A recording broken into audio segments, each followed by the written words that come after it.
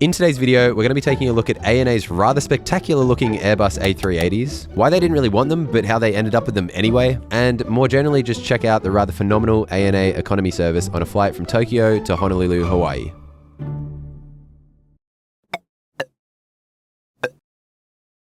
Okay. South departure wing, is that? Walk that way. Okay, thank you very much. It's not thank you anyway, it's arigato gozaimasu. Okay, so why would an airline buy a plane they didn't want? In order to answer that question, we've got to actually talk about Skymark. Alright, so what is the Skymark story? The story starts in 1997 after the Japanese government moved to deregulate the domestic aviation market. Two airlines popped up to compete in this new open market, one being Skymark and the other being Air-Do, which is such a great name for an airline. They both offered a more basic but significantly lower cost service when compared to the incumbents ANA, JAL, and Jazz, or Japan Air System. I'm not quite sure how you pronounce it, but JAL and Jazz ended up merging in 2004. Skymark was based out of Tokyo's Haneda Airport and initially wasn't successful. They lost money for the first 5 years and things weren't looking great until 2003 when internet entrepreneur Shinichi Nishikubo, I think I got that right, invested 3.5 billion yen into the business and subsequently became the largest shareholder and CEO. He went on to develop a lot of their systems in-house and led big efficiency changes. This pretty quickly flipped the airline into being quite a nice, profitable operation. They continue growing, and then in 2010, they decide to basically go up market. They wanted to compete more head-on with ANA and JAL and also start expanding internationally. A big part of that expansion internationally, around 2010, they order A380s. They order 4 of them with an option for another 2. Not only do they just order A380s, they also go for one of the stranger, I guess, seat configurations. They go for a 394 seat configuration. Sorry, I'll just double check that. Yeah, they go for a 394 seat configuration with 114 seats in business class and 280 seats in a premium economy configuration. They're going for no economy seats at all. They're planning on operating these planes between Narita here and London, Paris, Frankfurt, New York, sort of premium heavy, very high yield routes. At least that's the plan. In the couple of years following these A380 orders, a bunch of new low-cost carriers started operating in Japan. Now, I believe this was again due to market deregulation. Either way, these new upstarts put a lot of pressure on Skymark, and by 2013, they were losing money and in a bit of a downward spiral. In 2012, Japan implemented Abenomics, and the yen plunged in value. This was not good for Skymark. Many of their expenses and their purchases of the A380 specifically were denominated in USD. They did not participate in any exchange rate hedging. If you know what hedging is, then congratulations! But for the uninitiated, an overly simplistic description is that it's basically insurance against just these sort of exchange rate fluctuations. This meant that when 2014 rolled around and their first new A380 was finishing production, they couldn't really pay for it. I'll just subtract it from today's profit. And there's no money in here! There was some arguments and attempts at renegotiation with Airbus, but in the middle of 2014, Airbus terminated the A380 deal. Skymark was on the hook for up to 70 billion yen in penalty payments. Of course, Skymark didn't have the money to pay these, and on top of this, continued to lose money on their general operations. Bankruptcy, Michael, is nature's do-over. It's a fresh start. It's a clean slate. Like the witness protection program. Exactly. Not at all. By January of 2015, they entered bankruptcy, and this is where things get a bit spicy. During the bankruptcy process, the debt holders have a significant say in the final restructuring plans. Intrepid Aviation, a commercial aircraft leasing company, and Airbus held about 2/3 of all of Skymark's debt, and hence had a major say in the airline's future. In the final vote, there were 2 competing plans to recapitalize the airline. One involved Intrepid Aviation and Delta Airlines, while the other involved ANA and Japanese private equity fund Integral, which is such a powerful name. It was expected that the Delta plan would win out due to the close relationship between Delta and Airbus, but 2 factors swayed the final decision. The Japanese government generally preferred the ANA deal, and Airbus wanted either Delta or ANA to order some aircraft, preferably the Skymark A380s, in order to win them over. It's reported that ANA made a conditional offer in late July to purchase Airbus aircraft, which Delta did not match, leading Airbus to switch its stance on the restructuring and the deal going Integral and ANA's way. Seriously? Yeah. ANA did indeed end up ordering 3 Airbus A380s in late 2015 after the deal went through. Now, these A380s were not in ANA's plans. Their entire long-haul fleet plans revolved around 777s and 787s, so why did they bail out Skymark and buy A380s that they didn't really need?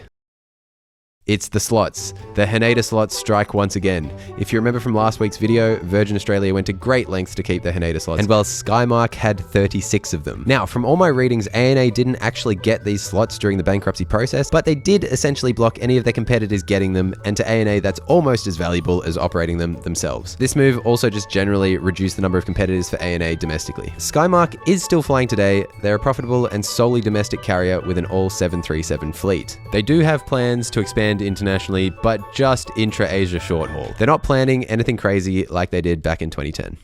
In some regards, I'm like a little bit disappointed we didn't get to see the Skymark A380 because that thing would have been crazy. An all business class premium economy A380. I'm here in the terminal. I've got another, what do we got? Another 45 minutes-ish until boarding starts. I've just spotted the first flying Honu. There it is out there. It's quite striking and beautiful to look at, actually. Like, it's not just another A380. The paint job is quite unique. I like it. So the airport's like really quiet. I don't know if this is normal or had to do one last 7-Eleven run. Oh, I was thinking about these cutlet sandwiches. I think about this every day. I think about this all night long. Whoa. They're like wedges. That was delicious and probably not good for me. Please use the restrooms before boarding. Thank you. Wow, did you just hear that? They just basically said the captain has told us that the plane might experience turbulence for a long time. Like, you know, that's standard what you get when you get on the plane, right? But they're telling us in the terminal. The point of that message was basically you might want to go to the toilet before boarding because the seatbelt sign will be on for a long time. That single message just kind of encapsulates Japan. They're just so practical and nice and such a warm hug being here. Hello. So the other side. Okay, thank you. Thank you. What? 54. Here we are. It is incredibly empty. It is so empty. Like the emptiest flight I've ever been on, maybe. Okay, so the only problem that I have here is it kind of smells like vomit. Can you see that? I think someone vomited. Sorry. Can I move back a couple of rows? Okay, it's all good.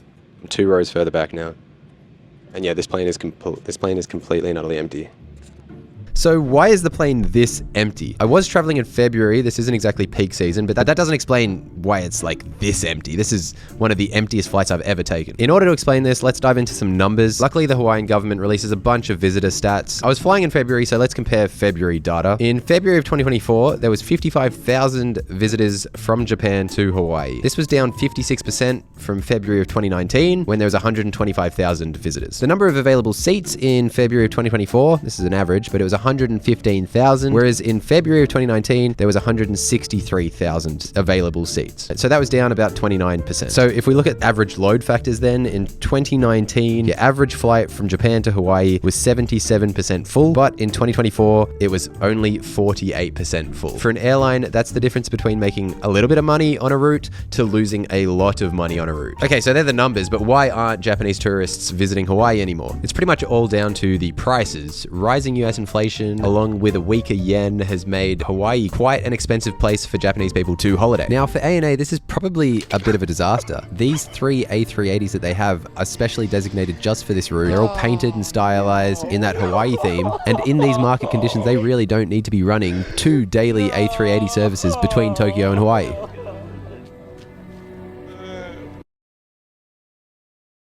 Just to further explain how ridiculous this is, they've got 2 flights to Honolulu, leaving within 55 minutes of each other.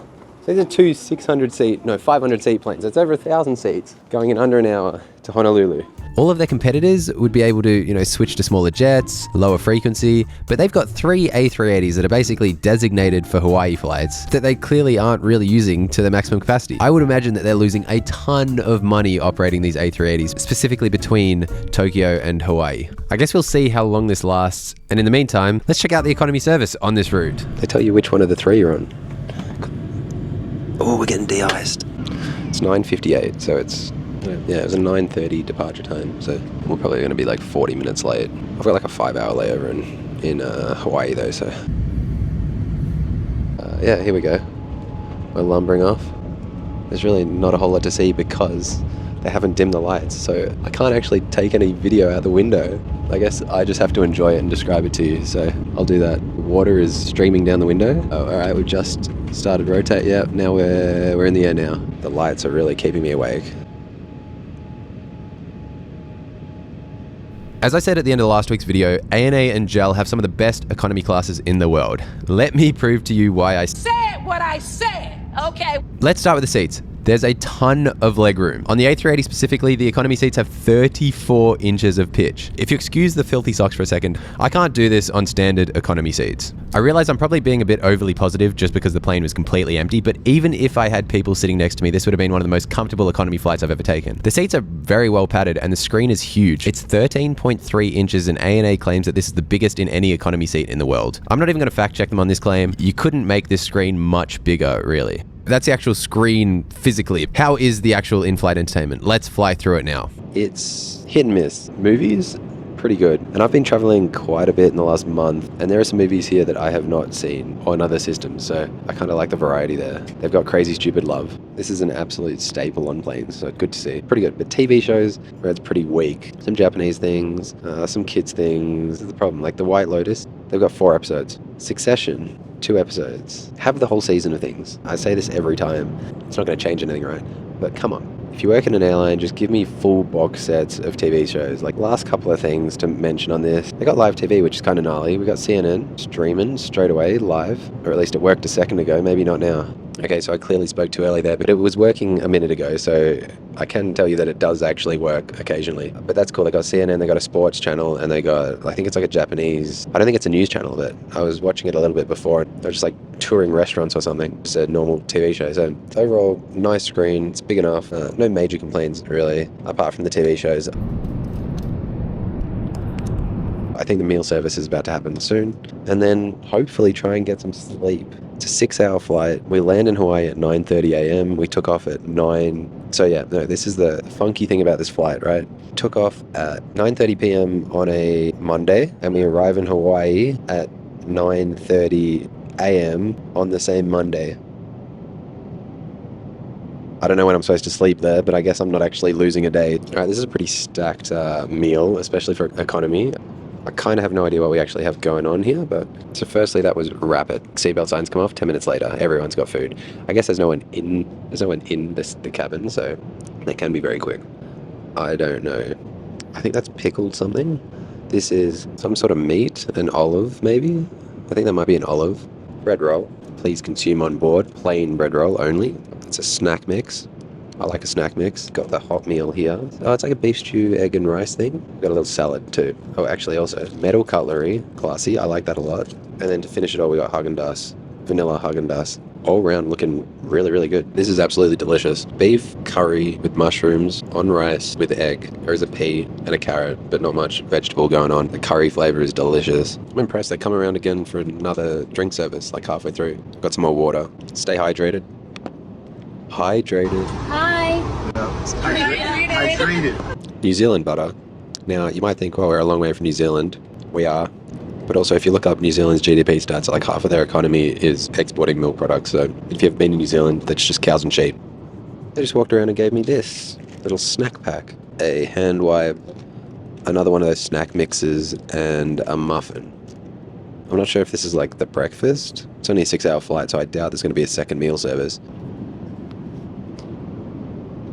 I'm not sure if you can see anything because it's kind of dark right now, but I'm going to try and sleep on the middle 4 seats. Just see if anyone says anything, I guess. Okay, so it doesn't really seem like the done thing, but it's good. I can actually fully lay out. It's a little lumpy in bits, but super comfy considering everything. I'm going to try and sleep for at least a couple hours. Peace. Captain has informed us we will be start descending. After disembarkation, there is no lavatory facilities. Okay, good morning. It was actually completely long enough. I'm about 6 foot and I fit completely fine. See, the one good thing about having 1, 2, 3, 4, 5, 7 seats was that I had 7 pillows and blankets. So I was able to put some of the blankets and pillows over the hard bits. So in reality though, when I was like lying on my back or lying on a side, it's actually pretty good. It would just be nicer if it was maybe 10 centimeters wider.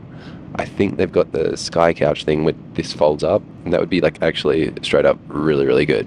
In the rear section of the A380 economy cabin, ANA does indeed have their couchy, which is such a cute and quintessentially Japanese name. These are economy seats where the leg rests can be raised to create a comfy couch. Air New Zealand were the first to implement this design in 2010, and a few other airlines around the world have also tried these seats. They haven't really taken off though. I just don't think most people are willing to pay the extra for this service. I've never tried them, but I generally like the idea. One day, if I'm traveling with someone that I don't mind cuddling with, I'll give them a go. Keep your eyes open for that video. Yeah, I think I was the only person actually doing this too. I don't know, everyone seems pretty classy. I think I probably got about 2 hours of sleep, but I guess that doesn't matter because it's going to be like 8 a.m. in Hawaii right now on the day that we left. So it's the same day. I've just had a 2-hour nap. It's fine. Also, I'm implying from what's said, this snack bag thing is the breakfast service, if you could say that there is a breakfast service. But they did walk around out of the orange juice and coffee. So honestly, very good service. And they're all really friendly. Alright, let's just quickly check out the watts. Obviously you do have AC power, so if you brought your own charger, fast charge, you could just plug it in there. I've just plugged in a camera. What are we getting, 3.25? It's not amazing, but I think that actually might be the camera's problem. Let me try something else. I did do this last night, I plugged that thing in before I fell asleep, went to bed. It was doing up to 6.5, 7 watts. It would be nice if they had one of those outlets. I've seen it on planes where they do 60 watt from a USB-C charger. So, considering this plane isn't that old, that's a bit disappointing, but... We're about an hour out from landing in one of the rearmost lavatories. It's decently clean considering we're towards the end of the flight. The only thing notable is the bin. Very hygienic. Oh, one big thing, at least this plane, I don't think, when I used another toilet in the middle of the plane. Neither of them have bidets. Bidet? When I was flying Japan Airlines, those toilets had them. Or not all, maybe not all of them. Maybe there is a bidet toilet on here. We're just not seeing it.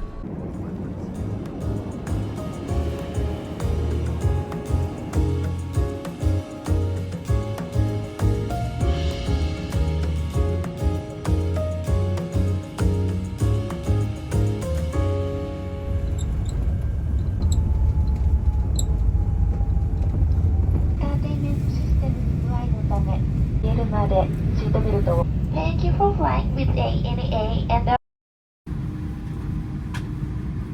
There's a sick passenger, so we all have to wait. It's fine for me. I hope they're alright. Just got this email. So, no spoilers alert, but I was going to catch a train.